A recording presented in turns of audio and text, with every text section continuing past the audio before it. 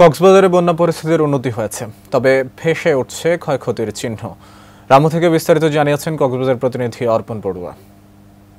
অতিবর্ষণের ফলে কক্সবাজারের বিভিন্ন উপজেলায় সৃষ্ট বন্যা পরিস্থিতির উন্নতি হয়েছে। এই মুহূর্তে আমি রয়েছি কক্সবাজারের রামু উপজেলার বাকখালী নদীর তীরে। এখানে বৃহস্পতিবার সারা দিন নাগাদ এখানে দেখতে পেয়েছি আমরা বাকখালী নদীর পানি বিপদ সীমায় প্রবাহিত হয়েছিল গতকাল, এবং আজকে বৃষ্টিপাত না হওয়ার কারণে এখন বাকখালী নদীর পানি একেবারে কমে গিয়েছে। আমরা দেখতে পেয়েছি 10 থেকে 15 ফুট অথবা কোনো কোনো জায়গায় 20 ফুট পানি কমে এসেছে, এবং অতিবৃষ্টির কারণে সহ পাহাড় থেকে নেমে আসা পাহাড়ি ঢলের কারণে গর্জরিয়া, কচ্ছপিয়া এবং ঈদগাঁও ইউনিয়নের বিভিন্ন জায়গা, রাস্তাঘাট এবং কাঁচা বাড়িঘর বিধ্বস্ত হয়েছে সেই খবর আমরা পেয়েছি। পাশাপাশি উখিয়ার কয়েকটি ইউনিয়ন এবং চকরিয়ার কয়েকটি ইউনিয়ন বন্যায় প্লাবিত হয়ে সাধারণ মানুষ দুর্ভোগে পড়েছেন, এবং বন্যা পরবর্তী অবস্থায় তারা খাবার পানি এবং বন্যা পরিস্থিতির উন্নতি হলেও এখানে যারা ক্ষতিগ্রস্ত হয়েছেন তারা ঘুরে দাঁড়ানোর চেষ্টা করছেন। পাশাপাশি প্রশাসন এবং স্থানীয় বিত্তশালীরাও